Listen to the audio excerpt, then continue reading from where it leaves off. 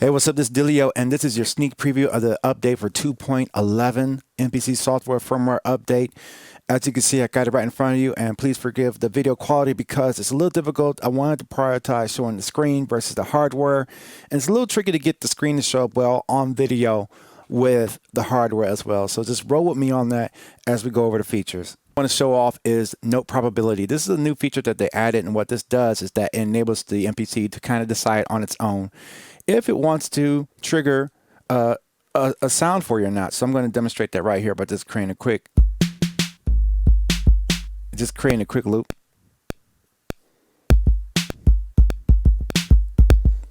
So you see we got a little rhythm that's already there. So if we go to the notes, you can see that if I select the snare sound, notice that we got that there. Now, as you can see inside of this note row, and you can also access this with 16 levels, but what I can do is I can select that note and I can change the probability of it. So right now they're all set to 100% probability, which means that there's a 100% chance that that note will be triggered. So let's see what happens when I bring it to half. And it automatically didn't trigger the note. So it triggered at that time, did it again, still doing it, skipped at that time. Or I could take it all the way down so now you don't hear it in it at all. So let's give you more. So let's do this like this with the hi-hat. Let's go back to there. So as you can see, each one of these 16th notes in this pattern has 100% probability. So let's see if I just bring out some of that probability in the notes. So now you get instant variability at all times, and it's always going to recalculate that every time that the loop plays through, which is cool. So that's one thing that they added to the sequencer. Another thing that they added to the notes is ratchet. So what does ratchet mean? Ratchet means that it's going to trigger that note more times than not. So let's go ahead and go into it. So if I go to the ratchet, now we have all those 16th notes there, and all the ratchets are set to 0. So there's going to be no ratcheting feature. And so ratcheting enables you to repeat the steps many times like this. So we got 6 steps. So let me add variation.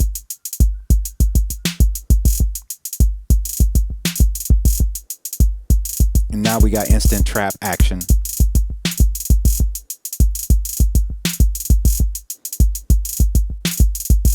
And you can find different notes.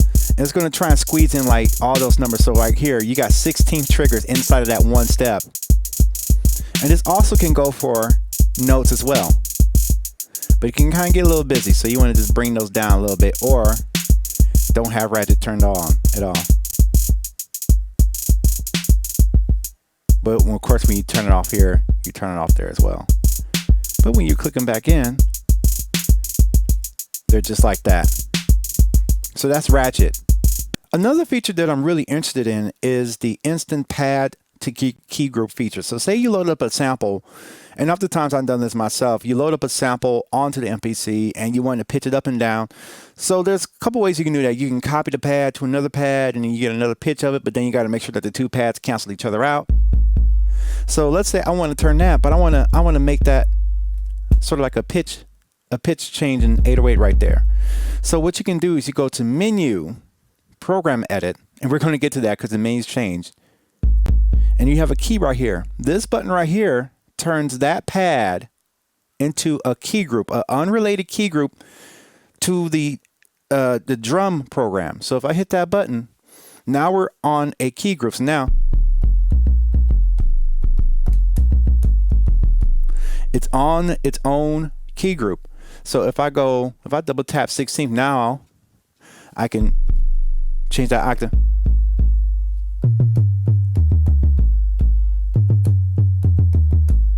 And it's not polyphonic, so even though you do see it say it's poly there, it's not, because it's triggering off of this right here, off of that. So basically it's a track that is using the same sample but its own key group program. So now I can add that in.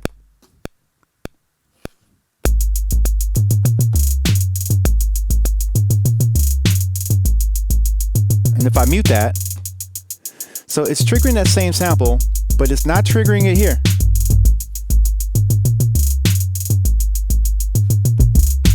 And you can add that in there. So while that's being triggered, we also have another feature right here. So if I go to the master, they got some new plugins in this thing. And one of the things I like is like the flavor plugin, and this works good, you know, just for adding that lo-fi stuff. So now you got a little vinyl noise right there. So if I turn that noise up, you're gonna hear a little noise. And then the timbre can be changed. So if you want, you got all these types of timbres you want. So if you want it to sound like a phone, now you got instant phone filtering right there. And you can also mix between the timbre of the two. So you can blend some of that original signal in there. Or if you want to add a little distortion, you can do that. A little tape flow there. Now this doesn't really show it off because this is more percussion right here. But it's still a really cool feature. Now let's go a little bit further into it, because one thing I like about this is that you can now customize your menu. As you can see, I already did this. And you know, in the previous, in 2.10, you had your 16 options right there. And to get to the project and preferences, like preferences was up there. And you had to do all kinds of stuff. You got your tuner instantly accessible right there. So if you want to tune different gear or tune your guitar, you can actually tune it right here with the input. But what I liked about it is that you can edit this and you can move things around. So if I want to move new project down here, I now have moved new project down right here. XY is gone right there. And the thing is, it's like you have this all here. So once you edit it, it's off. And then this right here is kind of like your shortcut menu. And I'll show you how to access that. The shortcut menu can be accessed by kind of putting your finger here and dragging it out. Boom. And then anywhere in this area, if you tap it and drag it back, it's gone. And I always like to try and drag it from outside to in, because if you try to like catch that little pixel right there, you're gonna miss it and trigger something else. I always like to go from right there just to make sure the MPC knows that I want to access my quick menu. And so your quick features that you like to access in a moment's notice is right here. So for instance, I don't use main mode right here because I have a main button right there, but maybe you want it there.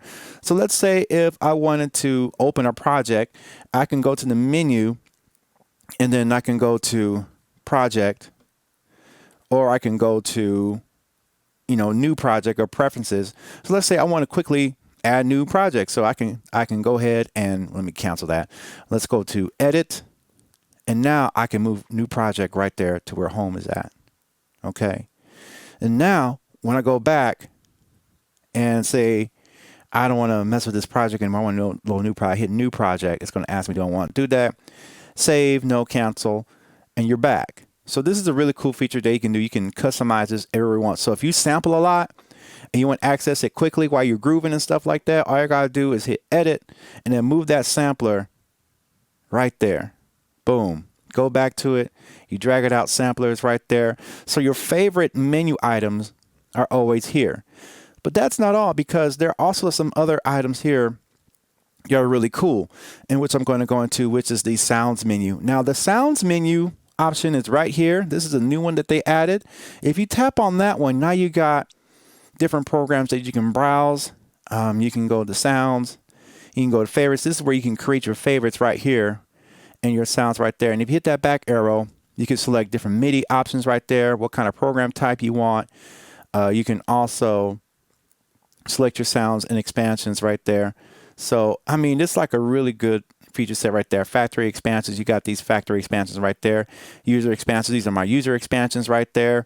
And so you can load those up and then also set those up as favorites as well by tapping on the tab. Now you got favorites. So you got like a go-to instrument you want to go to. You can get to that pretty quickly. And then you got, you know, a bunch of pages. So you got 16 of 16. And I think 16 of 16 is 128. Y'all can let me know in the comments below.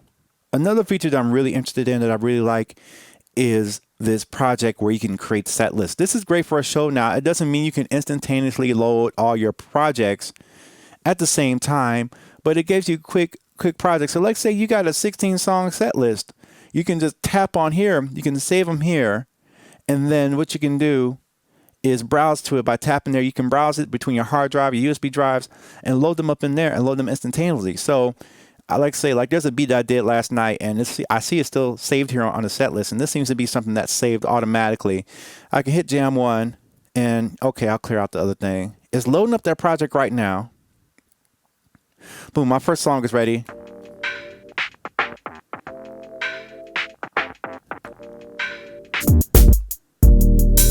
And now I could create a jam right there. All right, thank you, ladies and gentlemen. We're going to go to our next song. And we want to thank all y'all. Make sure y'all come and follow my Spotify and all that stuff. And now you're loading up your next song while you're installing. Now you got the next beat loaded up.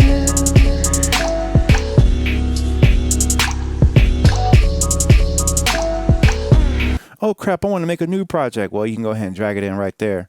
New project. Give me that new project option. It's thinking about it. And now we're back on new project. Let's go. And now we're back on our new project. How about that? Now, there are a lot more features on here that has been added to it as far as what's going on with it. But I'm just sharing to you what I actually like and what kind of I found. Now, there are a lot more features that have been included in this update. And I'm sharing with you the ones that I found the most interesting because, you know, it's really streamlining a lot of things. Say if I want to create a patch, or it's like create a key group program from one sample and then turn that to an instrument and then save that and then make that a favorite. That's going to make working with making tracks so much easier because it's like go-to sounds. Or for instance, say you made a beat tag, right, for your tracks. And oftentimes, if you're building a new kit, you don't want to keep bringing in that beat tag. So now you can create as a favorite instrument on your key group and bring in your beat tag and make sure it's like a beat synced beat tag off of the key group. So you got your sample in there and you got that sample going and you can make sure that sample is synced with the warp and everything. I mean, there's a lot of really cool streamlining things I really like about this as Akai keeps building more on their platform. So you let me know, is Akai doing what they got to do to keep this thing popping, or do you think that they're missing some key features that they should be asking for? I'd like to hear your opinion about it, and I also want to promote and let you know that I have a live listening party going on my live stream on Wednesday night on June 29th at 9 p.m. I want to make sure you come through and check that out, and I'd like to hear some of your tracks, and I also got a collaboration channel that started on my Discord in case you want to just put it out there, just want to collab with people on my Discord. I'm trying to build a community around that and bring more content back to YouTube. So if you like this type of content, like, comment, subscribe. I just want to get straight into it. Didn't want to cut around and make no fancy stuff, but I just want to show you some cool features on this. Let me know what you think in the comments below. I'll see you next time. I'm Dilio, and you're watching the YouTube channel, Dilio T2K.